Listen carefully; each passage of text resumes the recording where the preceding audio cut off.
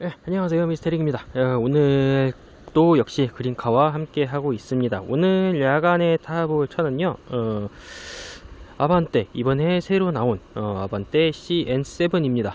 올뉴 아반떼라고도 하긴 하는데, 이게 뭐 올뉴냐 더뉴냐 이런 게 사실 세대마다 다 붙다 보니까 이걸로는 차량을 판단하기가 조금 어려워요. 그래서 저 같은 경우에는 보통 코드네임을 선호를 하는 편입니다. 옛날에 이제 XD부터 해가지고 HD, MD, AD, 그리고 이제 AD 다음으로 나온 게 이게 코드명 나가는 게 조금 바뀌었어요, 현대차가. 그래서 이제 AD에서 CN7으로 바뀐 게 이번 체인지된 현대 올뉴 아반떼입니다. 일단 뭐 외관을 먼저 볼 텐데요. 디자인은 정말 역대 아반떼 중에서 가장 잘 빠지지 않았나 싶습니다. 굉장히 잘 나왔어요. 제가 원래 이 급에서는 이 급이라고 해야 될지 아니면 조금 다른 급이라고 해야 될지 아우디 A3나 A4 이 정도 디자인은 굉장히 제일 좋은 디자인이라고 생각을 했는데, 이 차가 나오고 제가 전시장에서 이제 차를 직접 보고 나서 아반떼도 이제 디자인이 정말 디자인만큼은 절대 까일 수가 없겠구나 싶을 정도로 잘 나왔습니다. 물론 이건 이제 이 전 모델이 흔히 이제 삼각대라고 불리는 디자인적으로는 굉장히 실패한 모델의 후속이기 때문에 더더욱 그렇게 느껴질 수도 있다는 점 먼저 감안을 해 주시는 게 좋을 것 같고요. 그거를 제외해도 사실 객관적으로 봐도 디자인 자체는 정말 잘 나왔습니다. 이 정도면은 뭐 굴지의 디자인으로 잘 나간다는 차들만큼 나오는 것 같고요. 물론 이제 사실 이 차가 디자인이 굉장히 잘 나오긴 했지만 그거는 이제 어떻게 보면 국내 기준이기는 합니다. 국내에서는 이제 북미에서 잘 나가는 준중형 3대장, 이제 뭐 코롤라라든지 시빅이라든지 이런 차들을 볼 기회가 별로 없기 때문에 비교가 안 돼서 그렇죠. 사실 저도 뭐 코롤라 같은 경우에는 굉장히 그냥 노인네 감성이 많이 묻어나는 그냥 뭐 무난한 차인 줄 알았는데, 코롤라가 풀체인이 돼가지고 팔리는 거를 보니까, 물론 뭐 그것도 17년인가 18년인데 그것도 뭐 생각외로 디자인은 나쁘진 않더라고요. 그런 걸 생각해 보면은 혼자만 특출나게 잘난 건 아니다. 뭐 이 정도로 좀 될 수가 있을 것 같습니다. 그걸 감안해도 잘 나왔다는 점은 정말 부정할 수는 없습니다. 굉장히 이쁘게 나왔어요, 차가.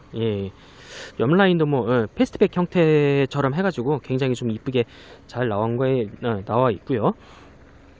후면부를 봐도 후면부는 약간 좀 호불호가 갈리는 편이기는 합니다. 좀 날카롭게 생겼죠, 후면부가.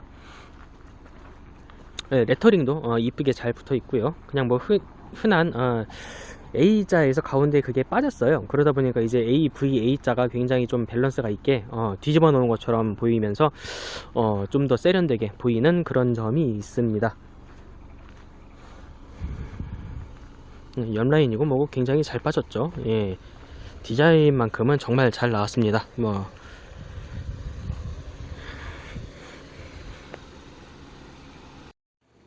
타이어를 보시면은 한국 타이어 키너지 GT 타이어가 끼워져 있고요. 그냥 평범한 출고 타이어 중 하나죠. 그렇게까지 뭐 좋은 평을 듣지는 않는데, 그렇다고 뭐 문제가 있어가지고 많이 안 좋거나 그런 타이어도 또 아닙니다. 그냥 뭐 평범하게 무난한 타이어 중 하나고요. 사이즈는 195에 65 그리고 15인치가 들어가 있습니다. 옵션에 들어가지 않았다는 이야기죠.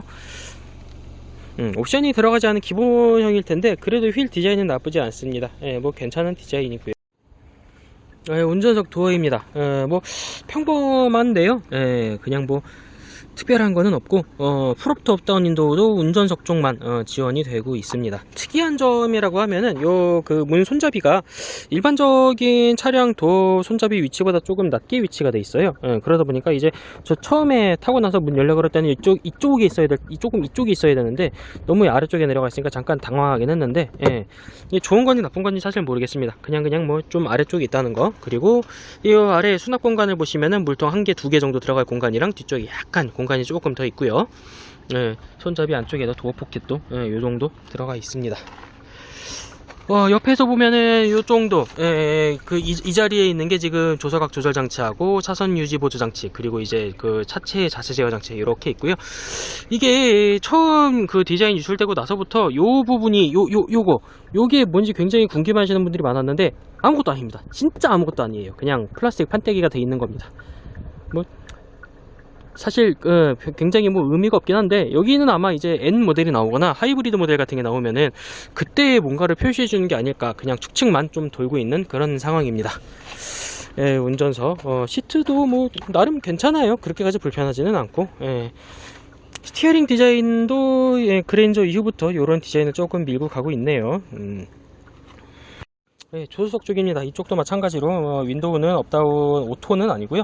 여기도 손잡이는 약간 아래쪽에 위치를 해 있습니다. 처음 타시는 분들은 조금 당황할 수도 있을 것 같은데 그냥 뭐 손 움직이다 보면 닿으니까요. 예, 괜찮습니다. 아래쪽에 도어 포켓은 뭐 운전석이랑 거의 똑같습니다. 대동소이 하고요. 조수석 이번에도 의자를 뒤로 쭉 밀어놓은 최대한 뒤로 밀어놓은 상황입니다. 공간이 굉장히 넓죠. 예, 이게 사실 특이한 점이라고 한다면 특이한 점인데, 여기 이렇게 들어와서 보시면은 여기 무슨 뭐 손잡이 같은 게 있단 말이죠. 이게 디자인적으로 굉장히 좀 이상합니다. 물론 뭐 이게 운전석 기준으로 보면은 운전석을 완전히 그 독립적으로 감싸주는 느낌을 들게 하기 위해서 이런 식으로 디자인을 했다고는 하는데, 사실 일반적인 아반떼를 그냥 뭐 준준형 세단으로 이용하실 분들한테는 생소해요. 생소하기도 하고 좀 이상합니다. 그렇게까지 보기 좋은 거는 아닌 것 같아요. 예. 물론 뭐 운전을 하고 다니면서 이거를 뭐 얼마나 신경을 쓰겠냐면은, 조수석에 앉아 있는 사람 입장에서는 굉장히 좀 답답할 것 같기도 하고 조금 그렇습니다. 이건 안 했으면 좋았을 것 같은데 굳이 이런 식으로 나눠놨네요. 예, 그리고 또 특이한 점으로는 이쪽에 지금 수납 공간이 하나가 더 있죠. 예, 그렇게 깊지는 않은데 그냥 뭐 가끔씩 뭐 휴대폰 같은 거 넣어주기 괜찮아 보이는 그런 수납 공간이 하나가 있고요. 글로브 박스도 보시면은 이런 식의 약간 좀 작아 보이긴 하는데 그래도 그냥 평범한 그런 공간입니다. 누가 뭐 목장갑을 넣어놨어요. 그리고 이제 글로브 박스 조명은 여기도 없네요. 예. 인스퍼레이션도 없었던 것 같은데, 예, 일단은 조명등은 없습니다. 그리고 전체적으로 잠시만요. 실내등을 아예 꺼봤는데 이렇게 전체적으로 그 차량 안에 앰비언트가 이런 식으로 조금 이쁘게 들어가 있어요. 예. 이게 지금 앰비언트 라이트죠. 요거 색깔을 바꾸시려면은 이 센터 디스플레이에서 조절을 하실 수가 있고요. 실내 무드 조명으로 보시면 이제 색상을 조절할 수가 있습니다. 밝기, 색상, 야간 주행 중 밝기 감광, 뭐 드라이브 모드 연동, 그런 것도 있고요. 색상이 지금 선라이즈 레드로 되어 있는데 오키드 그린, 뭐 프리지아 옐로우, 선라이즈 레드, 오로라 퍼플, 라이트닝 바이올렛, 사용자 설정도 할 수가 있네요. 사용자가 이런 식으로 뭐 색이 꽤 많은데 256색인지 뭔지 색상 설정도 사용자도 가능을 합니다. 그렇게 되어 있고요. 밝기도 뭐 움직이다 보면은 상당히 많이 변하고요. 꽤 이쁘게 되어 있습니다. 자, 2열입니다. 2열 역시 손잡이에 윈도우 오토 윈도우가 있는데 풀오토 윈도우는 아니고요. 그냥 일반적인 업다운 파워 윈도우가 달려 있습니다. 2열 공간도 뭐 상당히 널찍하게 잘 나왔거든요. 이 정도면은 중형차에 조금 못 미친다 뿐이지 준준형급에서는 굉장히 넓게 나오지 않았나 싶습니다. 뭐 사실 차량 크기 자체가 예전 중형차들보다 거의 크게 나왔거든요. 이게 아마 EF 소나타보다 더 클 거예요. 예. 하여튼 차 자체도 크게 나왔는데 그에 맞게 뒷자리 공간도 상당히 넓게 나와 있습니다. 들어가서 한번 앉아보면요, 네, 뭐 보시다시피 공간 뭐 굉장히 넉넉합니다. 엄청 넓게 지금 잘 빠져 있고요. 물론 이건 이제 시트를 제 키에 맞게 조절했을 때 이야기이긴 합니다만 절대 좁지 않습니다. 상당히 널찍널찍하고요. 등받이 각도도 생각보다 그렇게 불편하지 않아요. 상당히 각도도 뭐 편하게 잘 되어 있네요. 이 정도면은 뭐 장거리도 갈만할 것 같습니다. 제 문제라면은 가운데 뭐 에어벤트라든가 아니면은 그 아래쪽에 뭐 파워 아울렛이라던가 이런 건 없는데 이게 옵션으로 추가가 될지는 나중에 조금 확인을 해 봐야 될 것 같고요. 이게 조수석을 지금 뒤로 쭉 밀어버렸을 때 공간입니다. 아까 잠깐만 들어가 봤는데 뭐 들어가 앉을 수는 있겠어요. 들어가 앉을 수는 있긴 한데 뭐 K5 때랑 비슷하게 오래 그렇게 앉혀두면 조금 싸움 날 것 같은 그런 공간입니다. 뭐 앞으로 조금 당겨도 조수석 앞자리는 넉넉하니까요. 예. 지금 너무 엄청 광활하죠. 예, 그렇게 조금 양보를 하면서 가면 한 4명 정도까지는 굉장히 편하게 무리 없이 갈 수 있을 것 같습니다. 그리고 뒤에 보시면은 뭐 여기도 사실 뭐 지금 센터 암레스트랑 컵홀더는 없는데 이것도 아마 등급이 올라가면 추가가 될 거예요. 제 기억상 아마 지난번 그 인스피레이션에는 있었던 걸로 봐서 옵션 사양으로 추가가 되지 않을까 싶습니다. 이쪽 뭐 뒷공간 뭐 그냥 흔한 공간이죠. 이것도 인스피레이션 같은 경우에는 시트 폴딩이 되는데, 얘 같은 경우는 시트 폴딩하는 옵션, 그 시트 관련 옵션은 들어가지 않은 모양입니다. 뭐 이 위쪽으로 그 왜 옛날에 뭐 휴지라든가 그런 거 많이 두던 공간이죠. 좁지는 않고요. ISO 픽스 다 장착되어 있습니다. 트렁크 여는 거는 다른 차하고 대동소이합니다. 여기 보시면은 또 이것도 이런 식으로 버튼이 있거든요. 여기 가운데 시꺼멓게 이제 버튼이 있는데, 요걸 누르면은 위로 이렇게 올라갑니다. 그래서 요걸 뭐 조금 더 열어줘야겠네요. 스프링이 막 그렇게까지 탄탄하진 않은가 봐요. 이것도 보시면은 트렁크 뚜껑 안쪽은 부직포로 마감이 잘 돼 있습니다. 다만 이제 이쪽 이 기둥 쪽 옆에 이제 기둥 라인 쪽에서는 여기는 약간 좀 선이 노출이 되어 있네요. 이건 조금 아쉽기는 한데, 그래도 준준형의 이 정도가 뭐 어딘가요? 위에 이를 마감해 놓은 것만 해도. 그리고 안쪽 공간은 굉장히 넓습니다. 이것도 뭐 차급을 감안하면 상당히 넓어요. 물론 뭐 K5만큼은 아닌 것 같기는 한데, 그래도 뭐 상당히 넓습니다. 이것도 여기 보시면은 요 아래 이것도 판때기 들어 올리는 게 있거든요. 요거를 들면은 요 아래쪽으로 요런 공간이 또 나옵니다. 뭐 예전에는 여기 아마 템퍼러리 타이어나 풀사이즈 타이어라든지 그런 게 들어가 있었던 것 같은데, 요즘 이거를 죄다 그냥 그 타이어 수리킷으로 바꾸면서 이런 식으로 트렁크 공간 활용을 할 수 있는 방법이 조금 더 생기기 시작을 했습니다. 이거 같은 경우에도 뭐 이거 옆으로 조금 밀어버리고 하면은 이래저래 공간 활용이 더 많이 될 것 같죠. 뭐 세차용품 같은 거 몇 개 좀 더 넣고 할 수 있는 그런 공간입니다. 뚜껑 다 붙어두면 이 정도고요. 조금 아쉽다라고 해야 될 거는, 여기도 이제 트렁크 위쪽이 딱히 마감이 되어 있지는 않아요. 뭐 사실 뭐 중형차도 마감을 안 해놨는데 준준형차에 여기를 뭐 마감을 했을 리는 없겠죠. 어차피 뭐 그렇게까지 잘 보이는 데는 아니니까 괜찮은데, 아무래도 이제 뭔가 넣고 꺼내고 할 때 손을 조금 조심할 필요는 있을 것 같습니다. 트렁크 조명은 지금 여기 가운데 하나 달려 있고요. 그리고 이제 이 차 같은 경우는 옵션으로 2열 폴딩이 가능해요. 지원을 합니다. 이 차 같은 경우에는 옵션이 안 들어가가지고 기능이 없는데, 그 인스퍼레이션이나 아니면 이제 컴포트였나? 그 옵션이 들어가면은 2열이 폴딩이 되는 기능이 있습니다. 그래서 이제 트렁크를 조금 더 넓게 사용할 수 있는 그런 공간도 마련이 되고요.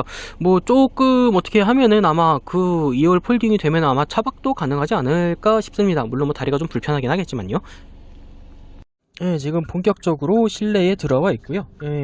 이 차 같은 경우에는 아마 완전히 깡통은 아닌 것 같습니다. 벌써부터 계기판이 지금 풀 LCD 계기판이죠. 계기판도 그렇고 여기 지금 내비게이션도 그렇고 풀 LCD에 지금 10인치 디스플레이가 적용이 되어 있습니다. 그 외에도 지금 반자율 주행, 주행 보조 장치라든가, 뭐 차선 유지 장치라든가 이런 게 들어가 있는 걸 보면은 완전히 깡통은 아니고요. 그래도 나름대로 옵션은 조금 들어가 있는 그런 차량입니다. 이게 사실 라반떼 같은 경우에는 트림이 두 가지밖에 없어요. 이제 모던하고 인스퍼레이션 두 개밖에 없는데, 그 와중에서도 사실 이 인스퍼레이션이라는 게 그 등급이 별로 어떻게 보면 의미가 없는 게, 그냥 모던에서 풀옵션을 다 때려 박으면 그게 인스퍼레이션이에요. 물론 이제 모던에서 풀옵션을 출고하는 것보다 인스퍼레이션의 가격이 이상하게 조금 더 저렴합니다. 아주 약간의 차이가 조금 있기는 한데 조금 저렴해요. 좀 특이하죠, 어떻게 보면은. 그렇기는 한데 어쨌거나 모던에서 옵션을 죄다 박으면 인스퍼레이션이 되는 그런 가격 구성을 가지고 있고요. 제가 보기엔 이게 뭐 시트도 뭐 수동 시트고, 뭐 텔레스코픽도 수동이고, 뭐 뒷좌석 아까 그 폴딩도 안 되던 거랑 그 컵홀더하고 암레스트 없던 그런 것까지 생각을 해보면은 그냥 옵션 한두 개 정도만 들어가지 않았나 싶습니다. 예전부터 아까도 보여드렸지만은 많은 분들이 이제 궁금하셨던 건데, 지금은 그냥 아무것도 기능이 없는 트위터도 아니고 그냥 플라스틱입니다. 가운데 이제 이렇게 되어 있고요. 아무래도 이제 급이다 보니까 뭐 오미좀에 잘 만들기는 했는데, 그래도 좀 흔들리거나 그런 거는 있기는 하네요. 스티어링에 뭐 요즘 다들 비슷비슷하죠. 아마 소나타랑 저기 뭐야 그랜저도 이거랑 비슷비슷한데, 그냥 뭐 직관적입니다. 이래저래. 어이구, 오디오가 켜졌어요. 꺼버리고.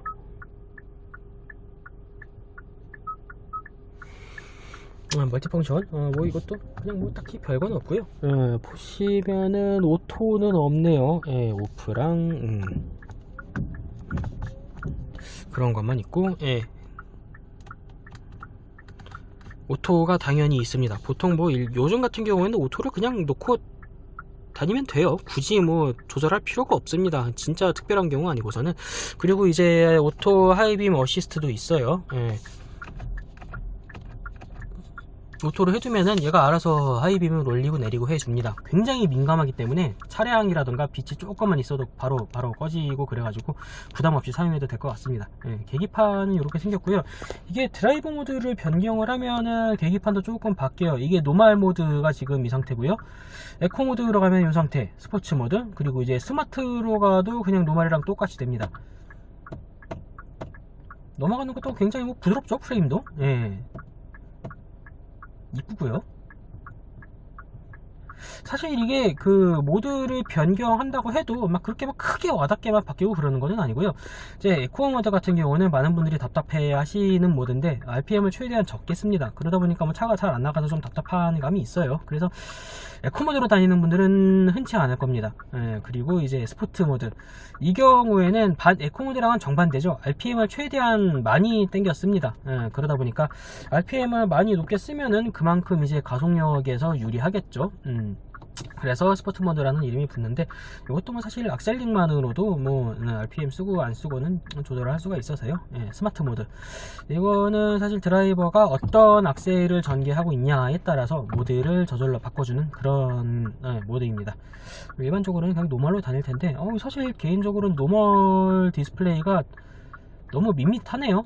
스마트랑 노멀이랑 똑같은데 이게 너무 좀 생김새가 그렇습니다. 이거 커스텀으로 어떻게 바꿀 수 있을지 없을지 모르겠는데 바꿀 수 있으면 좋겠어요. 좀 너무 재미가 없고 좀 그러네요. 오래된 듯한 티도 좀 나고.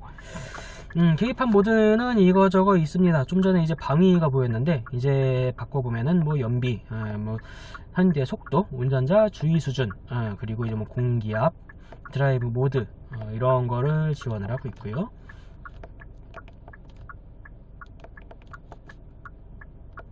아마 일반적으로는 주행 정보를 켜고 보시지 않을까 싶어요. 주행 거리하고 연비가 보이는 이 창을 쓰시지 않을까 싶습니다. 다른 거는 뭐 딱히 뭐 아마 이 콘텐츠 같은 것도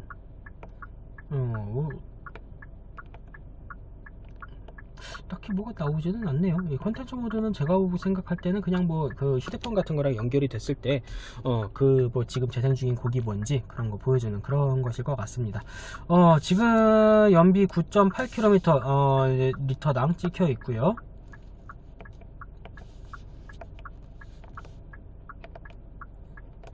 주유 후에 지금 9.8km 나오고 있습니다. 지금 공회전이 하도 길어가지고 많이 깎였을 거예요. 사실 그렇게 연비가 나쁜 차는 아닐 텐데, 여튼 그렇습니다. 이 차도 매한가지로 그 차선 유지 장치를 켜 놓더라도 이 핸들 모양이 없으면은 잡아주지는 않습니다. 그냥 경고만 떠요. 그런 식으로 되어 있고요. 가운데 이제 디센터 디스플레이 쪽을 보시면은 그냥 요즘 현대기아차에서 많이 쓰고 있는 그 10인치짜리 디스플레이입니다. 이것도 뭐 오히려 또 어제란다. 지난번에 탔던 K5보다 훨씬 부드러운 것 같아요, 느낌이. 이래서 차는 신차를 사야 되는 건가? 기능은 뭐 대동소이합니다. 현대 뭐 카플레이, 카플레이가 아니라 카페이죠. 이게 무슨 그 저희 삼성페이나 LG페이 마냥 차를 끌고 들어가면은 그것만으로도 계산이 된다고 하는데, 어떻게 뭐 써본 적도 없고 써보신 분의 후기도 별로 없고 해가지고 좋은지는 사실 잘 모르겠습니다. 그리고 뭐 안드로이드 오토, 애플 카플레이 다 지원되고요. 깔끔하네요. 돌아가는 게 굉장히. 지도 지금 이런 식으로 되어 있습니다. 사실 제가 예전에 이 그 속도를 상시로 뜨게 하는 걸 몰라가지고 이거 어떻게 하는 건가 했는데 옛날 차들은 안 되는 게 맞더라고요. 뭐 옛날 차라고 해봐야 이제 그 스토닉 나오던 그런 시대의 차들은 이게 안 나오는 게 맞다 그러더라고요. 또 저는 찾아보니까 요즘 차들은 된다고 해서 찾아서 지금 켜봤습니다. 이것도 분할이 가능해요. 근데 이거를 왜 굳이 지도만 2개가 뜨지? 하여튼 뭐 그러네요. 지도만 2개가 뜨네. 이것도 화면 분할은 가능하다는 점. 이것도 아마 뭘 하다 보면은 저게 나오긴 하겠죠. 그 저기 뭐야, 멀티미디어 같은 게 나오기는 하겠죠, 설정을 하다 보면. 그리고 아래쪽에 내려와 보시면은 이거는 이제 저기입니다. 오디오 버튼이고요. 켜고 끄고 하는 거하고 속 볼륨 조절, 그리고 이제 맵 대비 라디오 미디어 뭐 켜고 끄고 뭐 여기도 있네요. 이거는 그냥 저거네요. 이게 지금 전원이라는 거 알려주는 거고, 이건 이제 트랙이나 그 주파수 변경하는 거고, 즐겨찾기 셋업 버튼입니다. 좀 간결하죠 사실. 예전 현대차에 비해서 조금 더 기아차에 가까운 그런 인테리어로 지금 바뀌어가고 있습니다. 저는 사실 이게 더 좋아요. 그래서 좋습니다. 지난번에 탔던 K5하고 공조장치도 어떻게 보면 비슷한데, 저는 개인적으로 이 방식이 더 좋습니다. 왜냐면 이게 탑 버튼이잖아요. 터치가 아니에요. 저는 터치를 싫어합니다. 그러다 보니까 이 버튼식 너무 좋습니다. 또 뭐 독립공조 가능하고요. 독립공조도 가능하고, 뭐 바람 조절도 뭐 수동으로 다 가능하고요. 끄는 버튼, 에어컨 버튼, 이온아이저 다 됩니다. 일단 오토로 두고요. 이게 운전석 통풍 시트도 지원을 합니다. 열선 시트하고 운전석 통풍 시트까지 지원이 되고 있어요. 그리고 뭐 전면 유리, 후면 유리, 열선 핸들, 그리고 이제 유턴 버튼 아닙니다. 내기 순환 장치예요. 그리고 조수석은 열선 시트만 지원을 하고 있네요. 그리고 그 아래쪽에 보시면은 지금 시거잭 하나 하고요, USB 포트, 그리고 이제 고속 충전 포트 하나씩 지원이 되고 있습니다. 기어봉은 약간 좀 널찍한데 뭐 그렇게 이쁜 모양새는 아니긴 한데, 일단 그립감은 상당히 좋습니다. 그립감은 좋은 그런 기어봉이고요. 이 차 같은 경우에는 패들 시프트가 없거든요. 그러다 보니까 기어 쪽에서 이걸 밀어서 위아래로 움직이는 이런 기어 변속 수동 장치를 가지고 있고요. 좌측에 보시면은 이것도 이제 주차 카메라죠. 이걸 누르면 이제 후방 카메라가 이렇게 화면에 나옵니다. 전방 카메라는 없기 때문에 후방 카메라만 나오게 되어 있고요. 드라이브 모드, 아까 계기판 바뀌는 게 요거를 누르면 이제 바뀌는 겁니다. 이걸 누르면 이런 식으로 이제 바뀌게 되는 거고요. 그 외에는 별다른 거는 없고요. 이제 컵홀더, 여기도 딱히 컵홀더 지지대는 없어요. 지지대는 없는데 뭐야 이거, 아니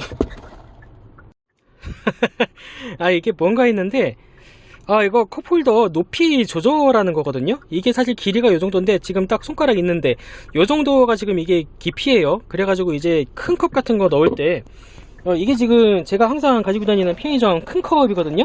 이게 지금 컵홀더 그냥 하면은 여기 안에 쑥 들어가요. 그러니까 이게 좀 깊다는 얘기죠, 컵홀더가. 깊은데 이거를, 그래서 이제 작은 컵 같은 경우에는 어쩌면은 이게 막 바닥에 걸리고 이게 걸려가지고 이제 안 들어가거나 막 뚜껑이 열릴 가능성이 있으니까, 이제 그런 경우에 높이 맞춰가지고 끼우라고 이제 이렇게 있는 겁니다. 보시면 이게 반밖에 안 들어가잖아요. 이걸 하면은, 여기라면 완전히 쑥 들어가는데 근데 이게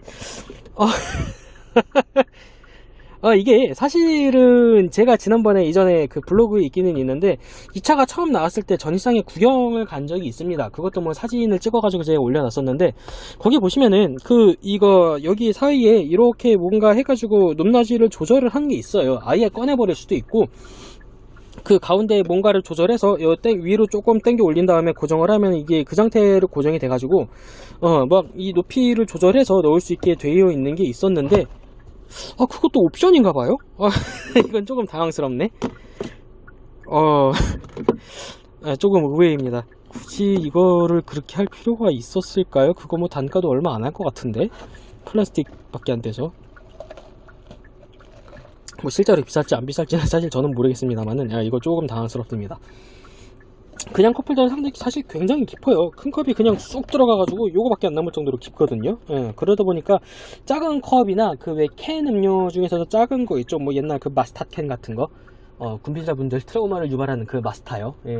그런 거는 뭐 완전히 그냥 파묻힐 수 있을 것 같아가지고 이런 식으로 준 것 같은데, 이거 원가 절감인지 어떤지 모르겠는데, 그냥 그거를 다 적용을 시켜주지 그러네요. 뒤에 콘솔 박스 보면은 이것도 모양새가 조금 웃깁니다. 뭐 사다리꼴로 해가지고 약간 이런 식으로 되어 있고요. 그렇게 깊지도 않아요. 또 깊지도 않고 넓지도 않고, 콘솔 박스 공간은 사실 현대차 치고는 굉장히 애매한 편입니다. 조금 더 깊었으면 좋을 것 같은데 깊지는 않네요. 여기 뭐 열리는 건가? 아니 뭐 열어봐야 별거 없네요. 그냥 판때기네. 그렇습니다. 실내에는 이 정도면 다 본 것 같고요. 그리고 아까 보여드렸던 앰비언트 라이트,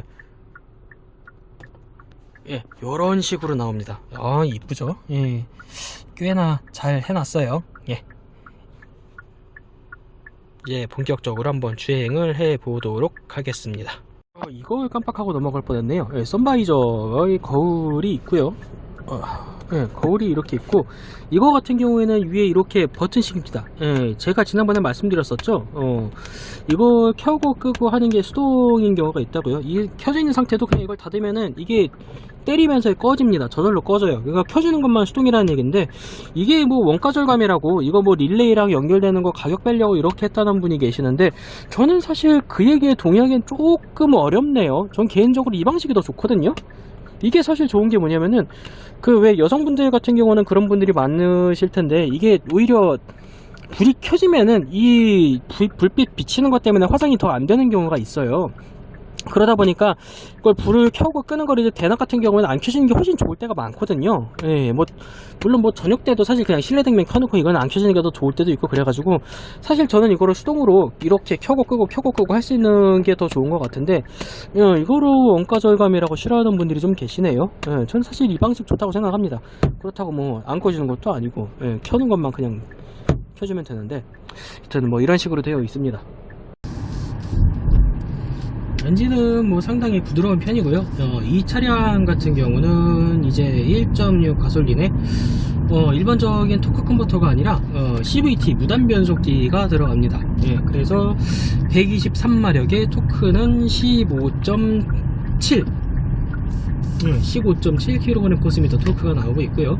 그거를 CVT 무단 변속기가 물려서 차를 끌고 갑니다. 저는 개인적으로 이제 CVT를 선호하는 편은 아닌데, 이게 언덕길 올라가거나 그럴 때 확실히 좀 힘이 딸리는 그런 면이 좀 있어가지고 사실 저는 그렇게 좋아하지는 않습니다.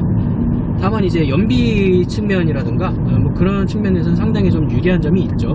그래서 준중형이나 아니면 이제 연비를 중시하는 차들 같은 경우에는 적용하는 편이 조금 있습니다. 타이어는 이제 아까 보여드렸다시피 한국 타이어의 키너지 GT 타이어입니다. 사실 뭐 보급형 출고 타이어로 많이 사용을 하고 있는 타이어고요. 이보다 조금 아래급인 그 스마트 플러스 같은 것보다 살짝 좋은, 이제 금호로 따지면은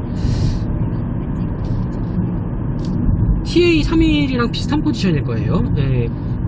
엄밀히 따지면은 이거보다는 그래도 TA31이 조금 윗급이기는 할 텐데, 그래도 굳이 따지자면 아마 비슷비슷한 그런 급일 겁니다.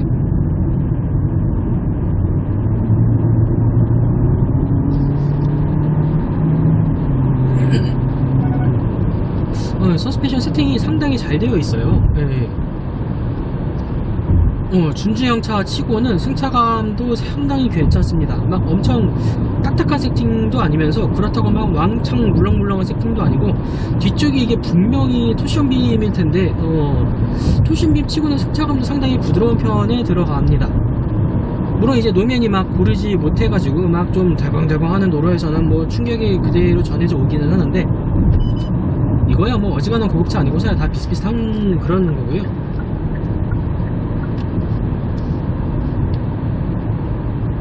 크루즈 컨트롤 같은 경우에는 크루즈 컨트롤이 있나?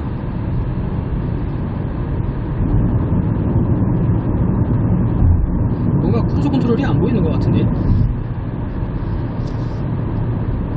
일단 그 차선 유지 차선 유지 보조 장치하고 그 외에 안 나가도록 하는 장치는 있는데, ADAS까지는 없는 것 같습니다. 예, 뭐 그 HA는 안 들어가 있는 것 같고요.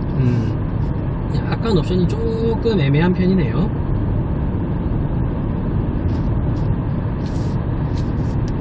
그래도 뭐 열선 핸들도 있고, 시트도 이제 가죽이 쌓여 있어가지고 지난번에 K5 완전히 그 플라스틱의 열선도 안 들어간 핸들보다는 훨씬 그립감이 좋습니다. 예. 그래도 역시 인조 가죽이라도 가죽이 있는 게 낫죠. 예. 핸들 감각 괜찮네요. 사실 뭐 핸들 디자인은 조금 호불호가 탈 것 같고, 저도 약간 불호에 가까운데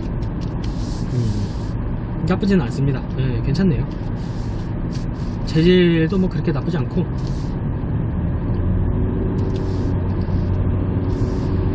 확실히 이 CVT의 단점이 이게 조그만 오르막길이라든가 그러면은 좀 늘어져요 많이.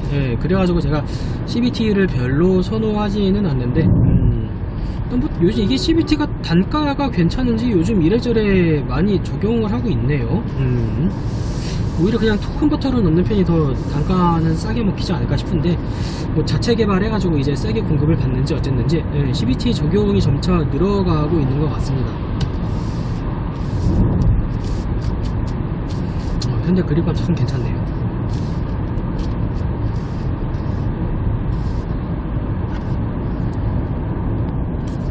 이게 또 CVT의 특징 중 하나가 평지에서는 가속력이 상당히 잘 나옵니다. 약간 언덕이 있으면 힘이 조금 줄어드는 경향이 있는데, 평지 같은 데에서 막 엑셀을 막 풀로 전개를 시켜보면은 상당히 잘 치고 나가요. 뭐 보여드려도 될지는 모르겠는데, 아까 잠깐 밟아본 느낌으로는 평지에서는 의외로 속도가 꽤 잘 붙습니다. 생각외로 이제 뭐 160, 170 그 정도까지도 뭐 딱히 힘 빠지는 거 없이 쭉쭉 밀고 가거든요.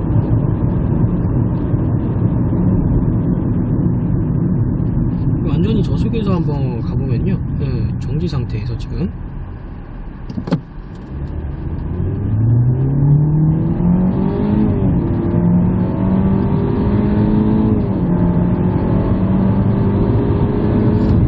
딱히 뭐 그렇게 느리다고 느낄 만한 가속력은 아니거든요. 이 정도면 뭐 충분하죠. 물론 이제 평지라는 조건이 붙어야 하고 조그만 언덕길이어도 좀 많이 늘어지는 편인 거는 사실인데, 그래도 이 정도면은 뭐 이 급에서는 상당히 잘 나간다고 보는 게 맞을 것 같습니다. 그리고 의외로 엔진음이 들어오는 것도 상당히 절제가 되어 있어요. 이 점에서는 오히려 지난번에 K5보다도 엔진음 유입은 좀 더 조용합니다. 약간 우회긴 한데, 그냥 뭐 다른 소음이 커가지고 그렇게 느낄 수도 있습니다. 이거는 그냥 뭐 제 객관적인 게 아니라 제 주관적인 데이터니까요. 뭐 그렇게만 생각해 주시면 될 것 같습니다. 이게 K5보다는 다른 소음 차단이 아무래도 좀 덜하기 때문에 엔진 소리가 좀 덜 들어온다고 느낄 수도 있고, 아니면 실제로 엔진음 유입은 K5보다 조금 더 절제를 했을 수도 있습니다. 이건 뭐 장비로 재본 게 아니기 때문에 어떻게 말씀을 못 드리겠네요. 여튼 뭐 준준형차 치고는 뭐 상당히 소음도 그렇고 승차감도 그렇고 상당히 지금 잘 해놨습니다. 이게 아반떼급이 벌써 이렇게 됐구나 하는 그런 느낌을 많이 받네요.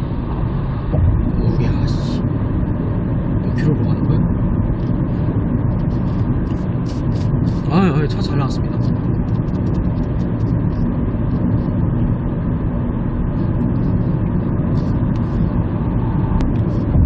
크루즈 컨트롤 같은 경우는 막 뭐 앞차 차선 거리를 맞춰준다든가 그런 거는 아니고 그냥 일반 크루즈입니다. 뭐 속도만 맞춰주면은 그 속도에만 맞춰서 움직이는 그런 크루즈 컨트롤이에요. 대신에 이제 차선 유지 보조 장치하고 뭐 핸들을 틀어주는 것도 같이 장착이 되어 있기 때문에 그에 준하게 뭐 최소한 차선을 맞춰서 가는 거 정도는 해줄 수가 있습니다. 그리고 이제 뭐 축돌 경고 같은 것도 있기 때문에 뭐 가까워지면은 AEB를 잡아준다던가 아니면 이제 뭐 경고를 내준다던가 그런 것까지는 가능해요. 쓰임새에는 분명히 있다고 말씀을 드릴 수 있을 것 같습니다. 속도 뭐 잘 잡고 있고요. 아마 이거 같은 경우에는 HDA 생각하시고 과속 카메라에서 속도를 매뉴얼로 안 줄여주시면 딱지 날라옵니다. 줄여주는 게 아니에요. 사실 수입차들도 요즘 주행 보조 장치가 굉장히 잘 되어 있거든요. 테슬라 같은 경우는 뭐 말할 것도 없고, 뭐 BMW나 벤츠, 이런 뭐 아우디 전부 다 잘 되어 있고, 이제 포드 코파일럿이나 뭐 쉐보레 슈퍼크루즈 이런 경우도 정말 잘 되어 있습니다. 오히려 이제 해외에서는 오히려 현대 HD보다 훨씬 더 기능이 잘 되어 있어요. 근데 이제 국내에서만큼은 과속 카메라 속도까지 파악해서 속도를 줄여주면서 반자율 운전을 해주는 거는 HDA가 유일합니다. 굉장히 잘 되어 있죠. 요즘 그나마 이제 쌍용 쪽에서 좀 맞춰가지고 스마트 시스템을 좀 도입을 해서 하고는 있는데 어떻게 될지는 아직 잘 모르겠네요. 전체 회사가 좀 휘청휘청하고 있어가지고 좀 안타깝습니다. 현기 외에 다른 회사들이 잘 되어 이제 경쟁으로 좋은 차들이 더 많이 나올 텐데 조금 아쉽네요. 크루즈를 끄고요. 한번 수동으로 해놓으면은 이게 CVT이긴 한데 변속 모드가 8단까지 적용이 되어 있나봐요. 지금 8까지 올라가네요.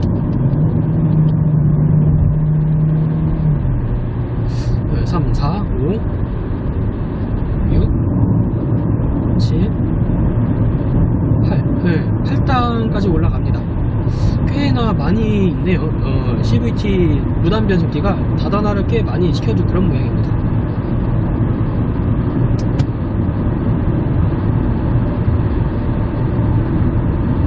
100km, 계기판상 100km로 항속을 하고 있을 때 RPM은 대략 1800 정도 될 것 같습니다. 2000이 살짝 안 되는 그런 수치를 좀 보이고 있고요. 내비상으로 계기판이나 내비는 사실 오차가 별로 없네요. GPS상이나 계기판상이나 거의 똑같은 속도가 나오고 있습니다. 그런 거는 진짜 100km일 때 1800에서 1900 정도 한다는 이야기인 것 같아요. 2000이 안 넘습니다. 그러면 이제 80 정도로 내려가 보면요.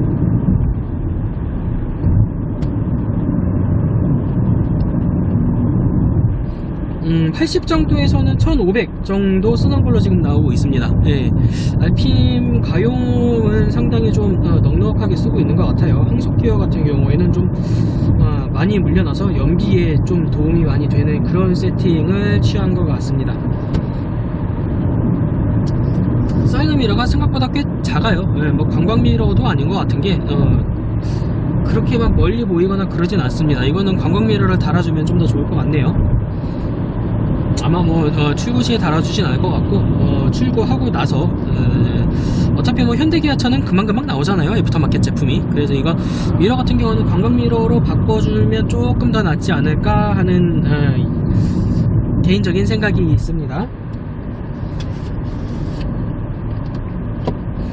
지난번에 이제 아반떼 AD 같은 경우에는 아예 그 슬로건 자체가 슈퍼노멀이었는데, 뭐 아반떼 지금 말 그대로 그냥 슈퍼노멀합니다. 노멀하긴 한데 노멀한 것 중에서도 상당히 좋아요. 이게 지금 중형차와의 경계선을 허물어 버리려고 작정을 했나 싶을 정도로 잘 나왔습니다. 제가 지난번에 이제 K5를 살 때 지금 중형차 시장이 많이 죽었다라고 말씀을 드렸었는데, 이게 그렇게 그 소나타 판매량이 완전히 그렇게 죽고 나서 뭐라 그래야 될까, 이게 지금 소나타를 고민을 하려면은 디자인도 디자인이지만은 이 차가 지금 너무 잘 나왔어요. CN7이 지금 굉장히 잘 나온 것도 있고, 그 가격에서 조금만 더 주면은 그랜저가 보이는데 굳이? 하는 느낌을 많이 받고 있다고 하십니다. 실제로 이제 소나타를 고민하시는 분들이 그런 생각을 굉장히 많이 하신다고 해요. 이 가격으로 소나타를, 이 가격에 이 옵션으로 소나타를 하는 생각을 많이 하신다고는 하시는데, 그런 게 조금 이해가 되는 것 같습니다. 지금 아반떼만 해도 과거 이제 뭐 LF 이전 이제 YF나 그전 이제 NF 그 시절 소나타랑 비교해서 아반떼가 그다지 끌리는 게 별로 없어요. 이게 뭐 사실 뭐 어떻게 받아들여질지는 모르겠는데 실제로 그렇습니다. 지금 이 아반떼를 몰아보면요, 과거 NF나 YF 시절 소나타 비교해서 굳이 그렇게 막 떨어지고 그러는 게 별로 없습니다. 이 뒷좌석 공간부터 해가지고, 물론 LF는 당연히 넘사벽이죠. 그건 너무 공간이 잘 나온 차고, DM8하고 비교해서도 그렇게까지 뒷자리가 뭐 많이 좁은 것도 아니고, 굉장히 잘 나왔거든요. 그러다 보니까 실제로 많이 고민이 될 법은 해요. 차라리 소나타를 그냥 뭐 낮은 등급 낮은 옵션으로 뽑을 바에야 이거를 프로보로 뽑는 게 낫지 않나, 그런 고민이 확실히 될 법합니다. 이게 잘 나온 것도 있고, 소나타가 너무 가격이 지금 애매하고 포지션 자체도 중형차가 예전만큼의 그게 나온 것도 아니고, 사실은 이게 준중형차에서 중형차로 넘어가는 그 급 차이가 굉장히 커요. 모든 차급 중에서 그 차급이 제일 큽니다. 대부분 이제 그 한 차급이 넘어가잖아요. 경차에서 소형차, 소형차에서 준중형차, 준중형차에서 중형차, 중형차에서 이제 준대형차, 준대형에서 대형차 이렇게 넘어가는데, 준중형에서 중형차로 넘어가는 체감 차이가 정말 가장 큽니다. 준대형 그랜저급에서 이제 제네시스 뭐 G80 급으로 넘어가는 것도 꽤 클 수는 있는데, 그거 같은 경우 이제 그럴 수밖에 없는 게 이제 전륜 플랫폼에서 보통 후륜 플랫폼으로 많이 바뀌기 때문에 그거는 뭐 기계공학적으로 너무 당연한 이야기고요. 사실 같은 전륜 베이스 중에서 치면은 준중형에서 중형으로 넘어가는 차이가 정말 굉장히 큽니다. 이거는 AD 시절에도 마찬가지였어요. 그런데 이거 같은 경우에는 정말 그 경계가 많이 허물어졌습니다. 물론 기계적으로는 아직 갈 길이 멀어요. 아니, 갈 길이 멀다기보다는 차이가 많이 납니다. 아무래도 이 차는 아직까지도 후륜 서스펜션이 토션빔이고 중형차부터는 멀티링크가 들어가기 때문에 그 차이는 분명히 있습니다. 당연히 있죠. 있는데 예전만큼 당장에 LF 소나타 당시 차이만큼 심하지가 않아요. 많이 좁혀졌습니다. 그러다 보니까 정말 진짜로 고민이 많이 들 법해요. 이 가격을 주고 소나타를 살 만한 가치가 있을까? 차라리 그냥 좀 더 경제적으로 아반떼를 가는 게 낫지 않을까? 혹은 그냥 조금 더 무리해서 확실히 좀 더 좋은 그랜저로 가는 게 낫겠다. 이런 고민을 할 법합니다.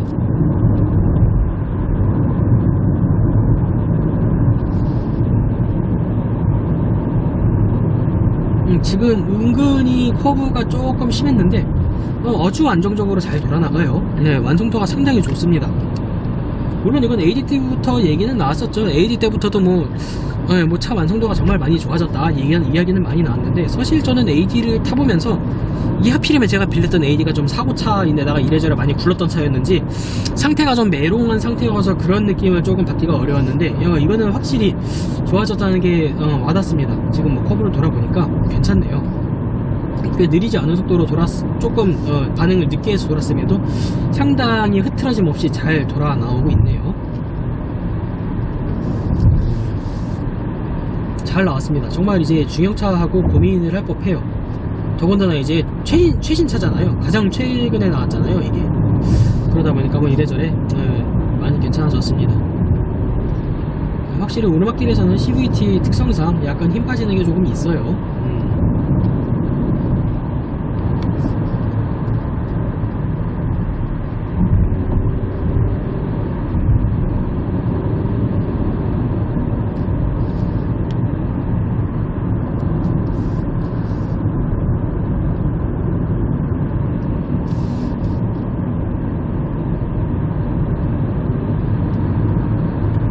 커브길에서 딱히 슬림이라든가 롤링이라든가 이런 것도 없고요.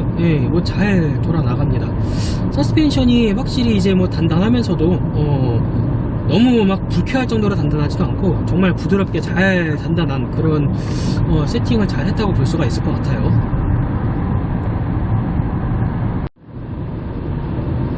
하이패스 시험하는 데인데 안 올리네? 올려야 될 텐데. 하이패스 카드가 있을 텐데. 안 열리네요.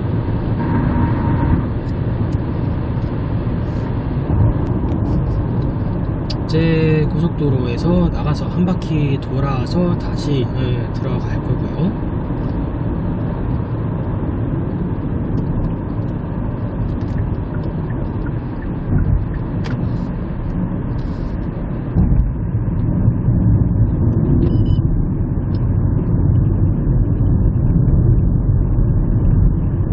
여기가 상당히 심한 커브길인데 별다른 흔들림 없이 잘 돌아 나가고 있습니다. 잘 가네요. 다시 돌아가는 것도 여기도 꽤 심한 커브길인데 길도 조금 우퉁부퉁하고요.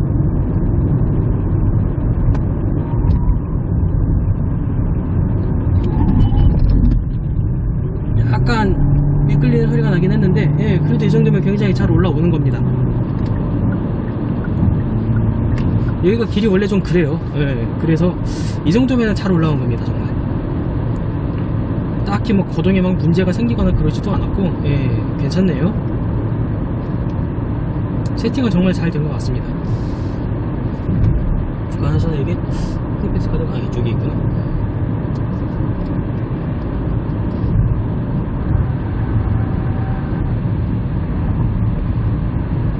만약에 이제 고속도로 같은 데에서 앞차가 조금 너무 느리게 가는 것 같다, 예, 추월을 하려고 해보면 가속력 전혀 나쁘지 않습니다. 잘 올라가요.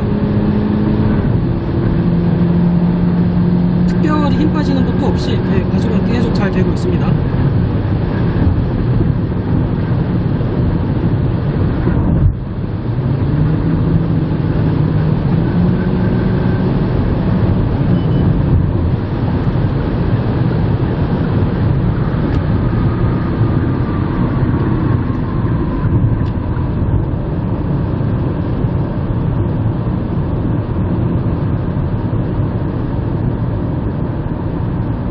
투보시트를 지금 최대로 틀어놨는데도 뭔가 현대차답지 않게 좀 바람이 나오는 느낌이 별로 안 드네요. 내가 원래 더위를 많이 타가지고 최대로 틀어놨는데 확실히 이제 땀이 안 차는 느낌이 있는 게 바람이 나오는 것 같기는 한데 뭔가 좀 막 시원하게 나고 그러지는 않네요. 희한하네. 현대차 통풍시도 좋은데 원래.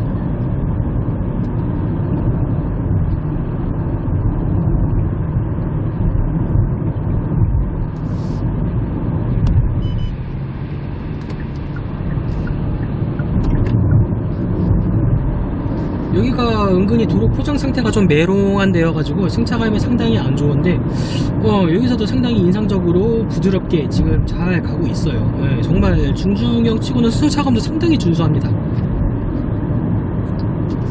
이 정도면은 뭐, 예, 거의 타일 준수형이다시피 한 그런 수준인데요.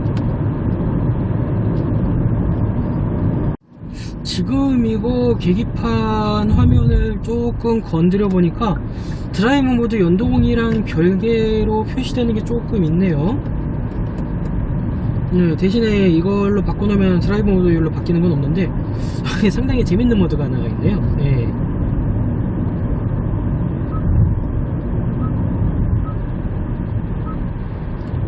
이런 식으로 되는 것도 있네요. 뭐 그냥 다른 사람들을 위해서라도 모드 연동으로 그냥 해놓고 다니겠습니다.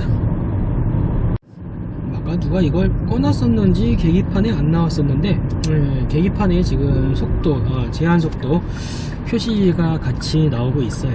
이거랑 뭐 스마트 크루즈랑 연동이 되면 상당히 좋은데 아쉽게도 이 차는 그런 것까지는 되지는 않습니다. 여기가 이제 턱이 조금 많은 원형교차로거든요.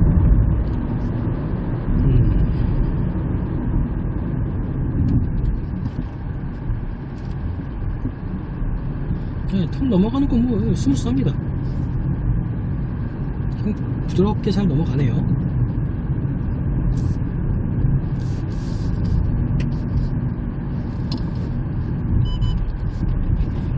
아무래도 뭐 빨리 넘어가면은 약간 좀 덜컹하는 감은 없지 않아 있기는 한데 이 정도면 그래도 방틱턱 뭐 살짝 부드럽게 잘 넘어가는 편인 것 같습니다.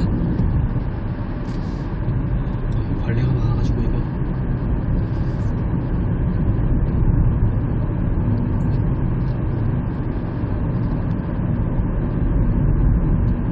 오토아이빔이 굉장히 민감해가지고 이렇게 뭐 가로등이 있는 길에서는 물론이거니와 마주오는 차량 그 헤드라이트가 조금이라도 비춰지면 제깍제깍 꺼집니다. 예. 상당히 반응이 빨라요.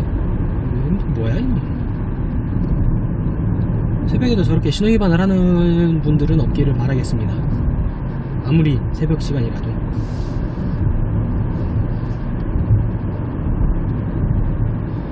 여기도 길이 조금 포장 상태가 안 좋은데 상당히 부드럽게 잘 가고 있어요. 지금 하부 소음 올라오는 것도 생각보다 절제가 잘 되어 있고 여러모로 굉장히 인상적입니다.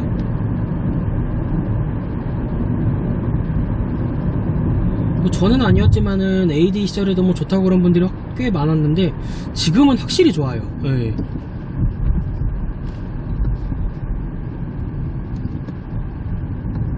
역시나 뭐 방지턱을 넘어갈 때는 조금 뭐 덜컹덜컹한 감이 있는데 뭐 토션빔에서는 뭐 그건 솔직히 어쩔 수 없고요. 뭐 멀티링크를 쓰는 차도 그런 차들이 있는데 토션빔에서야 뭐 말할 것도 없고, 그래도 토션빔 치고 이 정도면 굉장히 세팅이 지금 잘 된 겁니다.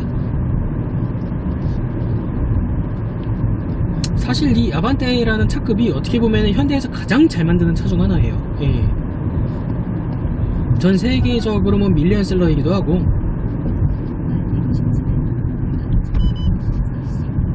밀리언이 아니라 빌리언이던가요? 1000만 대던가요? 100만 대보다는 확실히 많이 더 팔았을 텐데.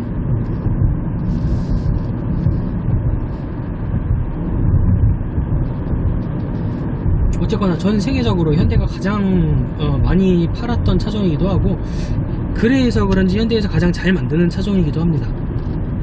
확실히 노하우가 많이 집약이 되어 있어요. 이 턱도 이 정도면 상당히 부드럽게 넘어가는 겁니다. 제가 굉장히 자주 다니는 길 중 하나라 이 길을 뭐 많이 당기는데, 아반떼로 이 정도면 사실 굉장히 부드럽게 잘 넘어가는 거예요, 이거는.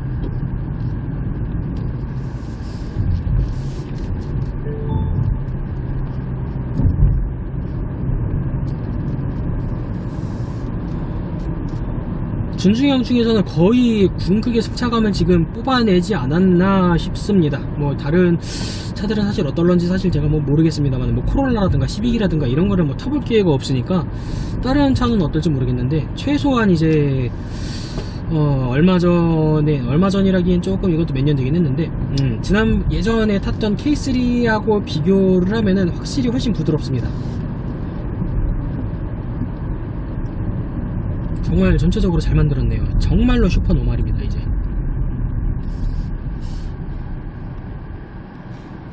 이거 오래된 차죠. 이것도 스펙트라윙이고.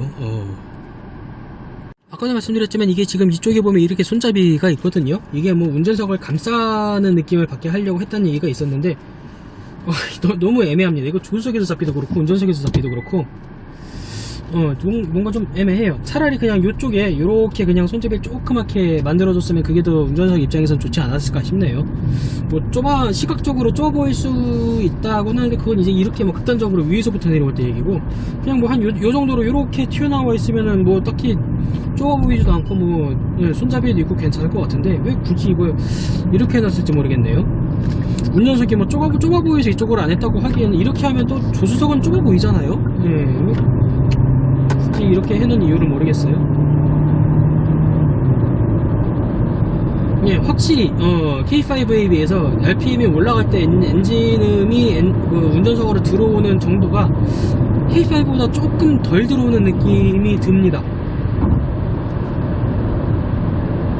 그냥 진짜 기분 탓인지 아니면 진짜 그런 건지 뭐 다른 분들이 같이 좀 확인을 해주셨으면 좋겠네요. 여튼 이거 애매합니다. 멀어요, 잡기. 운전하다가 잡을 일이 뭐 얼마나 있겠냐면서도.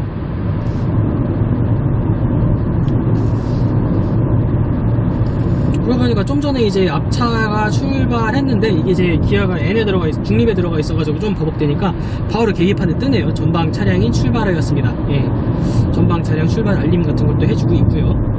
물론 이제 제가 제일 앞에 있으면은 아무짝에도 의미가 없게 되어버립니다.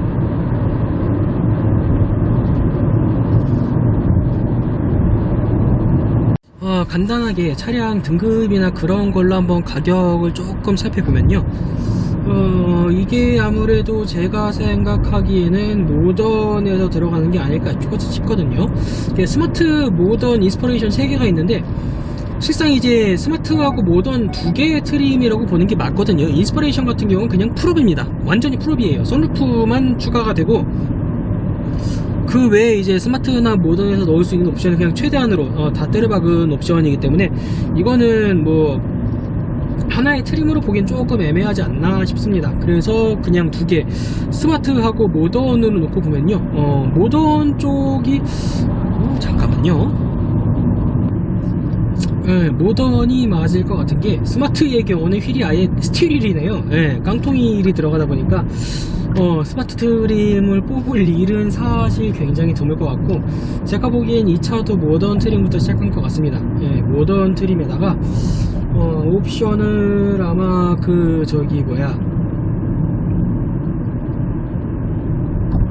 디스플레이, 인포테인먼트 내비 옵션 같은 게 들어가지 않았나 싶습니다. 그 외에 뭐 옵션이 들어갔을 만한 거는 그다지 없는 게, 이제 그 저기 뭐지? 스마트 센스, 그죠? 이제 스마트 센스라 그러죠? 근데 이제 막 그런 게 들어가면은 저 뭐지? BSM이라든가 그런 게 같이 있어야 돼요. 예, 뭐 후측방, 추돌 방지 뭐 이런 게 같이 있어야 되는데 지금 이 차에는 그런 옵션이 적용이 안 되어 있습니다. 그걸 보면은 예, 스마트 센스는 안 들어간 것 같고요. 내비 옵션만 들어가지 않았나 싶어요. 개인적으로는 휠 같은 것도 안 들어가 있고. 근데 하이패스는 또 있는데 미러는 ECM 미러가 아닌 것 같은데 좀 애매하네요. 뭐 어떻게 된 옵션이지 이게?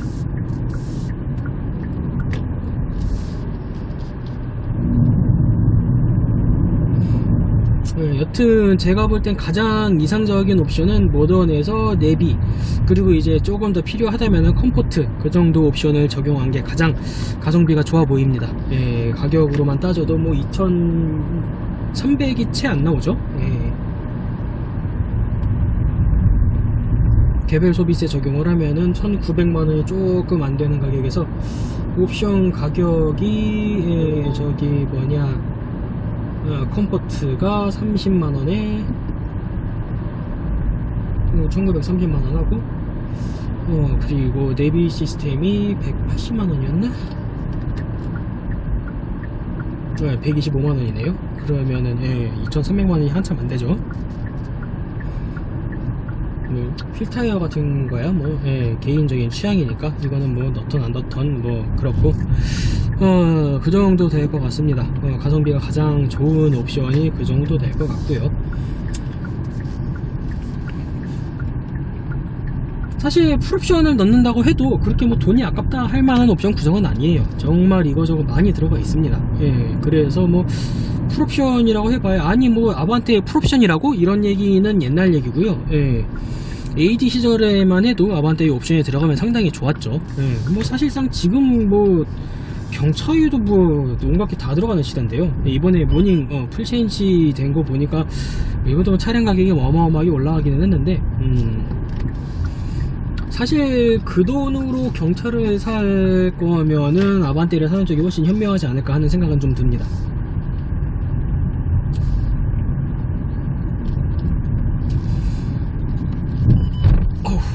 지난번에 트레이블레이저로 넘어갔을 때는 이 턱이 굉장히 좀 괴랄한 턱이에요. 예. 엄청 덜컹덜컹하는 턱인데 생각보다 그래도 충격 잘 흡수해주면서 넘어가고 있습니다. 뭐 부드럽네요. 이 정도면 뭐 예, 굉장히 좋죠.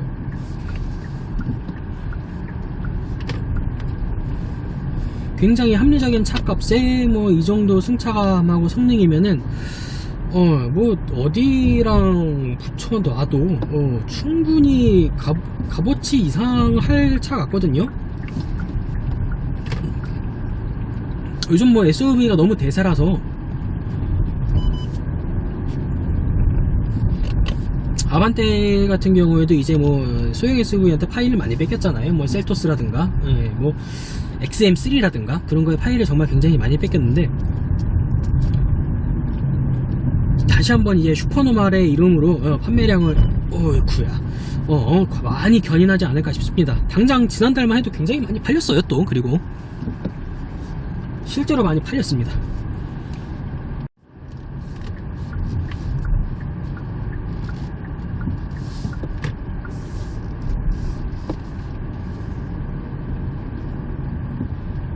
그리고 깜빡이 소리도 부드럽고 예. 자리가 없어졌네.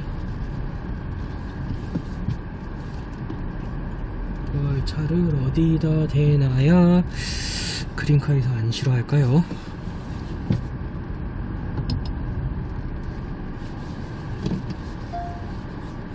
조금 아쉬운 거는 후방 카메라의 화질, 뭐 해상도 이게 그렇게 좋은 편은 아니네요. 네. 약간 애매합니다. 뭐 안 좋은 거는 아닌데 화질이 막 생각한 것만큼 그렇게 많이 좋지는 않네요. 원래 여기 있었던가? 뭔가 큰 차들 사이에 자리가 있네요. 딴 데 자리가 없을라나?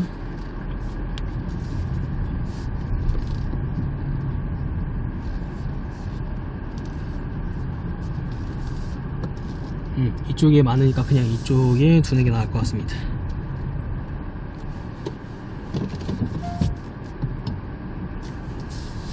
사실 뭐 후방 카메라 화질이 그렇게까지 좋은 편은 아닌데 일단 뭐 유도선 잘 돼 있고요. 예, 유도선도 뭐 잘 움직이고 아무래도 순정이다 보니까.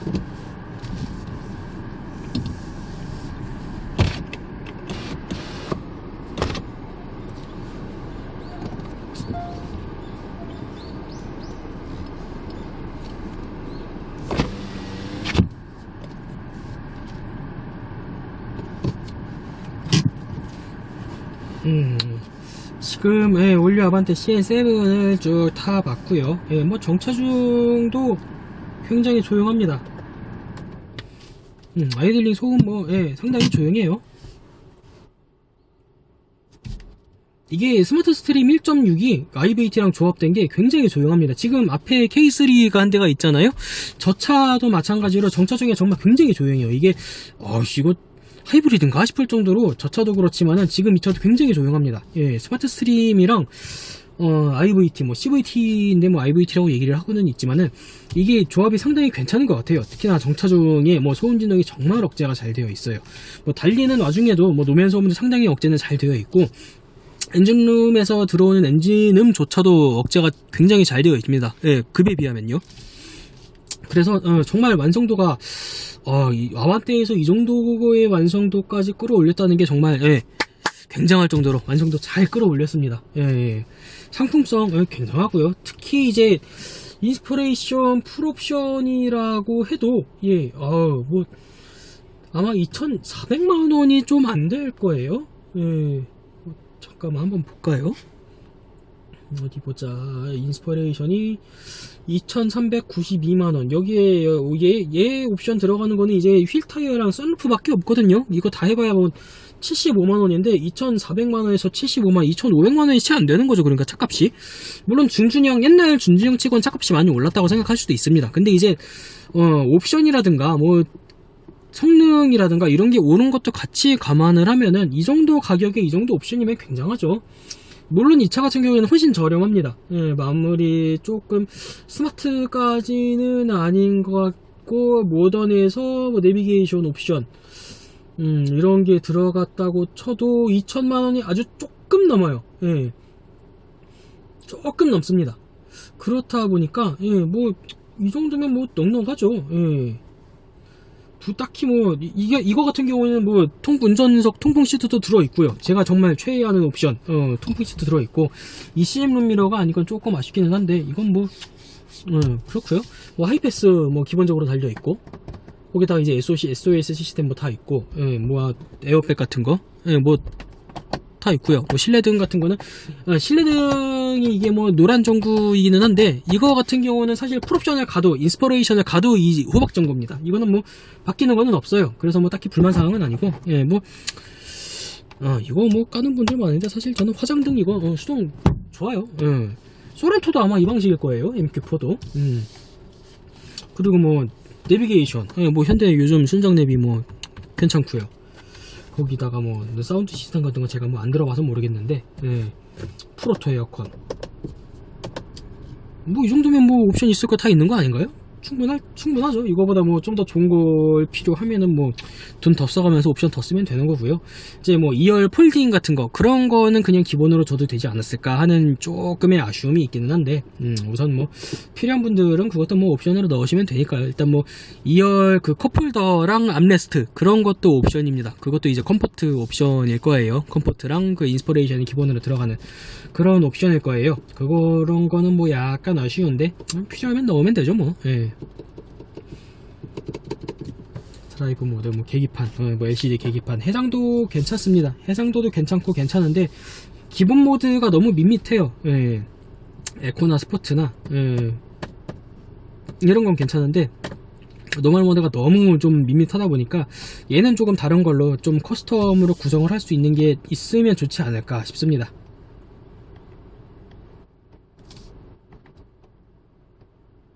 주행정보.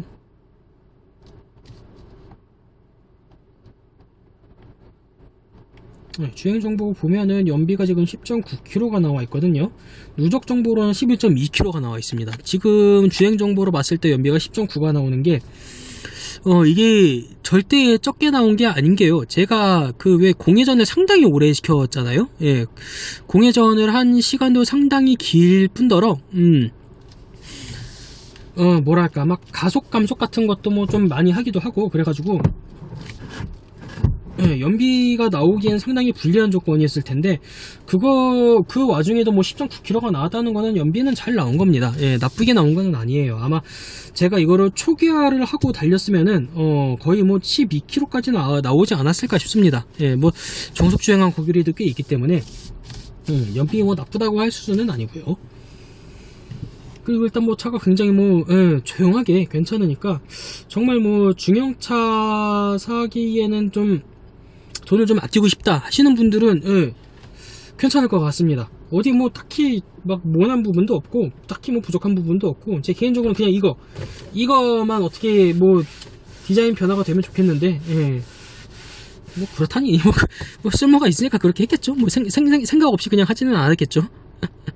예, 여튼 뭐 이거만 좀 어떻게 되면 좋을 것 같고, 앰비언트 라이트 뭐 무드 등 이거 이쁘잖아요. 또 너무 불 끄면 또 더 잘 보이는데, 어두울 때 보면 확실하게 보이는데, 뭐 이것도 이쁘장하게 잘 돼 있고요. 뭐 적용 폭이 조금 좁은 거는 아쉽지만은 오토 하이빈 잘 되고, 크루즈 컨트롤 뭐 이것도 잘 되고요.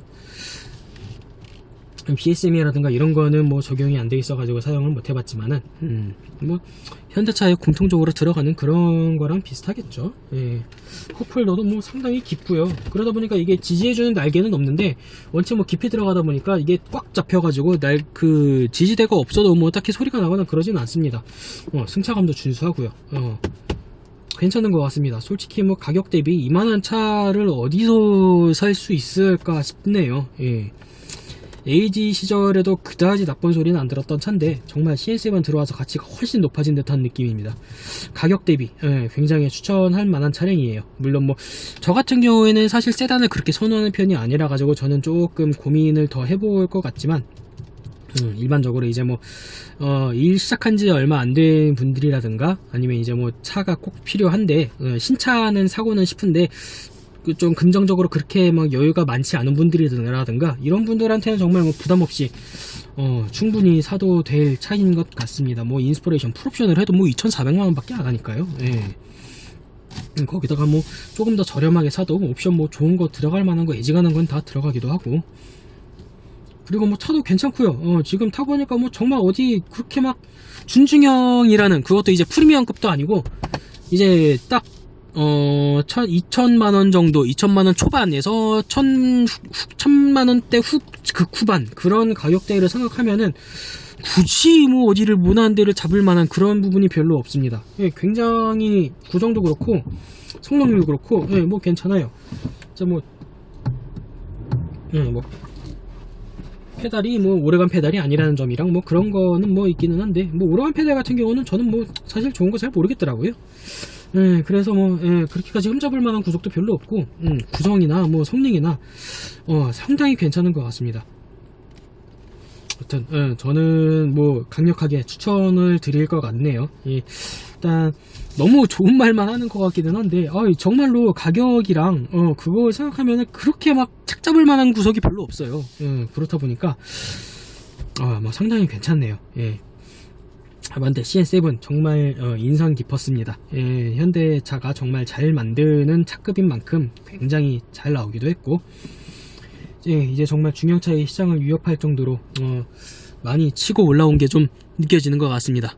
실제로 이게 흔히 그 외 삼각대라고 하죠. 그때 판매량이 굉장히 많이 떨어졌었거든요. 아반떼가 막 5,000대는 고사하고 막 4,000대도 못 팔아서 4월달 같은 경우에는 아마 3,800 몇 대 팔았을 거예요. 3,900대가 조금 못되게 팔았었는데, 이게 CN7이 공개되고 나서 바로 지금 3위로 확 치고 올라왔어요. 2위는 소렌토고 1위는 그랜저고 3위로 확 치고 올라와가지고 판매량이 지금 지난달에 8,200대가 넘습니다. 8,249대네요.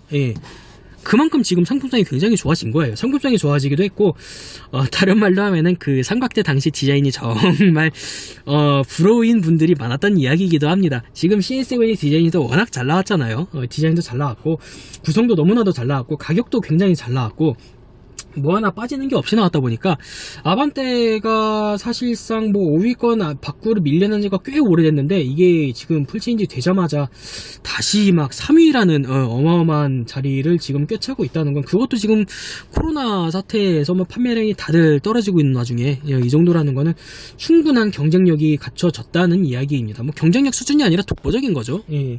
경쟁이라고 해봐야 그 기아의 이제 K3 밖에 이제 뭐 경쟁할 상대가 없잖아요. 크루즈 단종, SM3 단종. 준승형은 지금 진짜 얘네 둘밖에 없습니다. 그 와중에 이제 K3도 사실 나쁜 차는 아닌데, K3도 뭐 판매량이 많이 줄었어요. 이 경우에는 정말로 이제 그 준중형 세단의 자리가 소형 SUV 같은 걸로 많이 밀려났다는 반증인데, 그 와중에도 아반떼 신형의 인기가 어마어마합니다. 정말 잘 나온 차입니다. 예, 이래저래 굉장히 잘 나왔고, 제가 생각해도 정말 상품성은 굉장히 좋고요. 구매한다고 해도 뭐 어떤 걸로 구매를 해도 후회하지 않을 것 같습니다. 다만 이제 가격 구성 자체가 이래도 인스퍼레이션 안 사시려고요 하는 그런 듯한 가격 구성이기는 한데, 뭐 안 사도 괜찮습니다. 모던에 괜히 막 풀옵션으로 집어넣어가지고 인스퍼레이션보다 비싸게 사는 그런 것만 아니면은, 뭐 가격 구성도 뭐 나쁘지는 않아요. 여러모로 굉장히 뭐 합리적으로 잘 나왔기 때문에, 어떤 트림에 어떤 옵션을 선택을 해도 후회하지 않을 것 같습니다. 차 정말 괜찮고요. 추천드릴 만합니다. 이걸로 이제 아반떼 CN7 신형 시승을 조금 맞춰보도록 하겠습니다. 감사합니다.